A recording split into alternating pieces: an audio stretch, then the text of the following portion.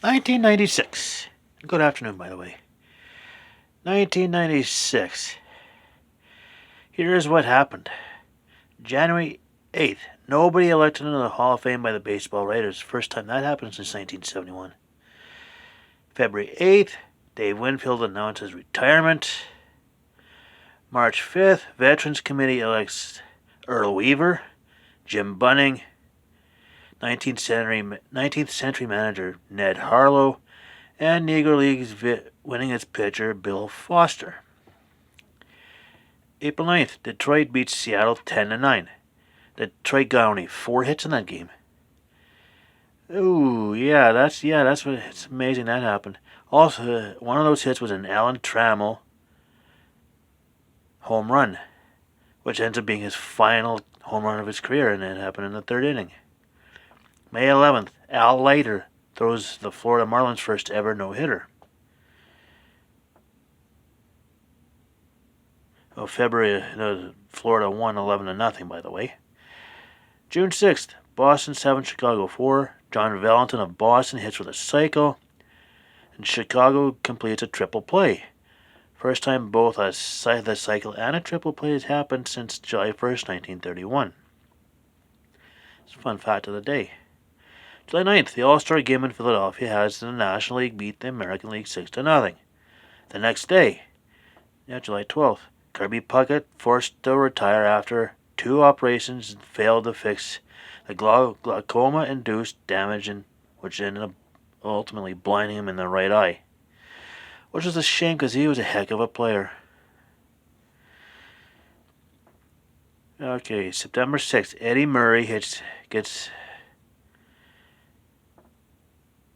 Eddie Murray hits home run number 500. Yes, September 6th, Eddie Murray hits home run number 500. September 16th, Paul Molitor is the first designated hitter to hit 3,000 hits. September 18th, Roger Clemens strikes out 20 for the second time in his career. I think it was against Chicago this time. First one was against Seattle. It was about 10 years apart.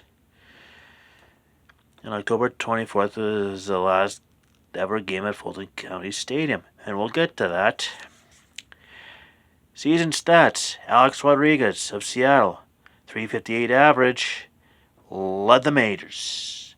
Mark McGwire of Oakland, 52 home runs, led the majors. Albert Bell of Cleveland, 148 RBIs, led the American League. Andy Pettitte of the Yankees had 21 wins, which led the American League. Juan Guzman of Toronto, 2.93 ERA, tops in the American League. And Roger Clemens of Boston, 257 strikeouts, which tops the American League. Tony Gwynn of San Diego, .353 average, led the American League. That led the National League. Andres Galarraga of Colorado, 47 home runs, which led the National League, and he had 150 RBIs, which led the majors. John Smoltz of Atlanta, 24 wins, led the majors. Kevin Brown of Florida, 1.89 ERA. That was a very good ERA, led the majors. John Smoltz of Atlanta, 276 strikeouts, led the majors. Season standings to the American League. New York Yankees win the AL East with a 92-70 record. Baltimore goes to 88-74, 4-back, and takes the wild card. Boston goes 85-77, 7-back. Toronto goes 74-88, 18-back. And Detroit goes 53-109, 39-back. Ouch. Cleveland takes the American League Central with a 99-62 record. Chicago goes 85-77, 14.5 back. Milwaukee goes 80-82, 19.5 back. Minnesota goes 78-84, 21.5 back. And Kansas City goes 75-86, 24 back. American League West. Texas takes the division, 90-72. Seattle goes 85-76, 4.5 back. Oakland goes 78-84, 12 back. And California goes 70 and 91, 19.5 back. There's the American League standings. Now we do the National. Atlanta takes the National League East, 96 and 66 record. Montreal goes 88 and 74, 8 back. Florida goes 80 and 82, 16 back. Mets goes 71 and 91, 12.5 back. No, that's 25 back, sorry. Geez, I gotta learn how to read. Philadelphia goes 67 and 95, 29 back. St. Louis goes 88 and 74, takes the National League Central. Houston goes 82 and 80, 6 back. Cincinnati goes 81 and 81, 7 back. Chicago goes 76 and 86, 12 back. Pittsburgh goes 73 and 89, going 15 back. As we go to the National League West, where San Diego takes the division at 91 and 71. Los Angeles goes 90 and 72, 1 back, and takes the wild card.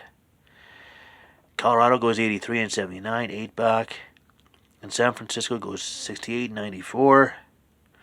As we go into the postseason, starting the American League, the Division Series, we start with Cleveland-Baltimore.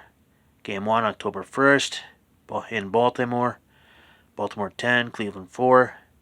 Game 2 on October 2nd in Baltimore. Baltimore goes 7, Cleveland 4. Game 3, October 4th in Cleveland.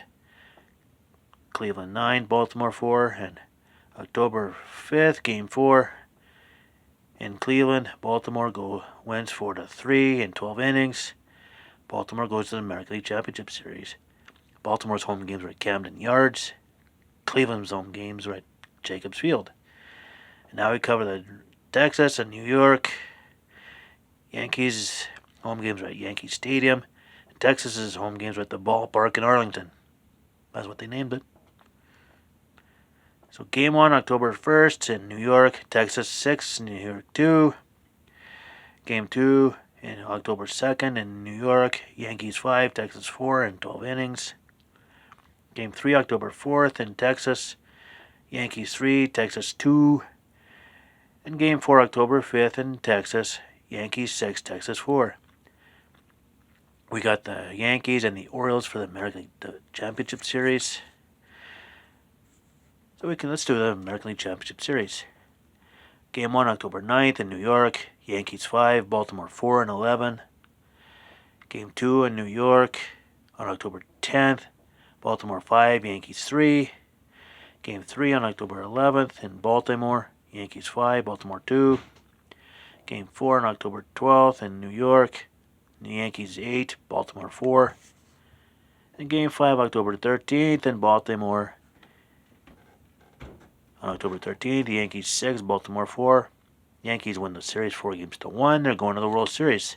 Let's find out who they end up facing. National League Division Series. San Diego and St. Louis. San Diego's home games were at Jack Murphy Stadium, and St. Louis's home games were at Busch Stadium. Game 1, October 1st in St. Louis. Cardinals 3, Padres 1. Game 2, October 3rd in St. Louis. St. Louis 5, San Diego 4.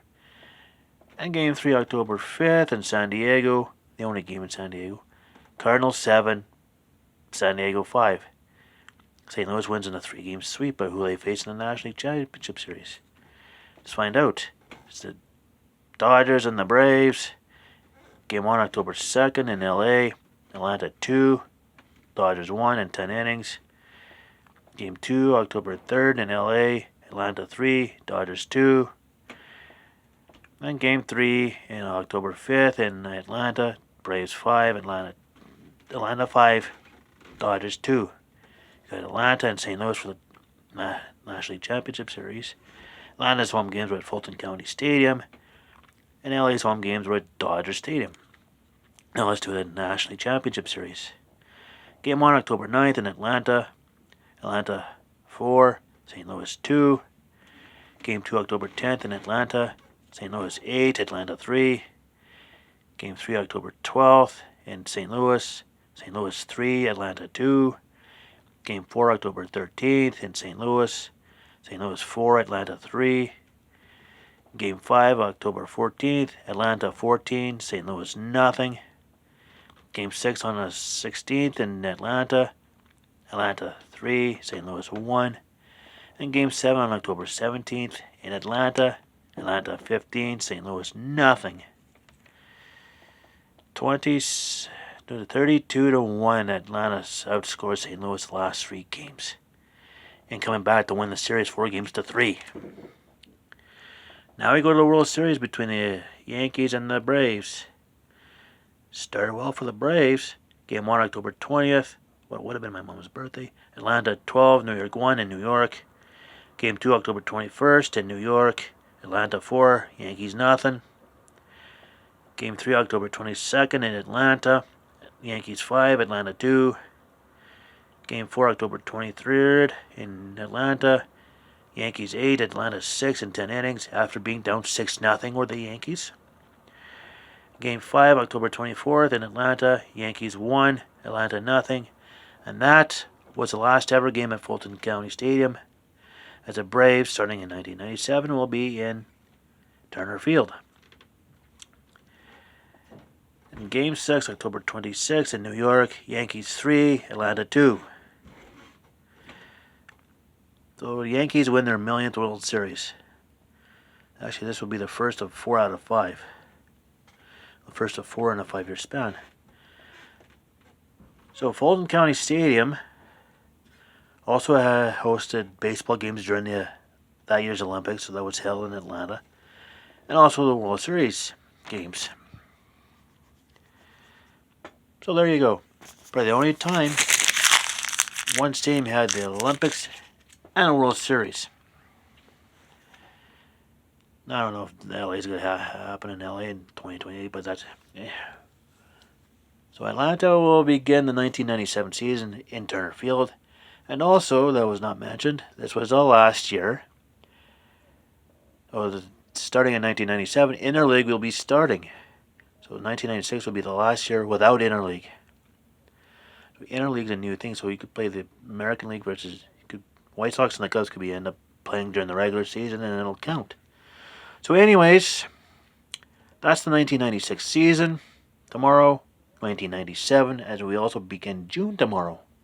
Can you believe it's the last day of May already? Yeah. So until tomorrow, stay tuned.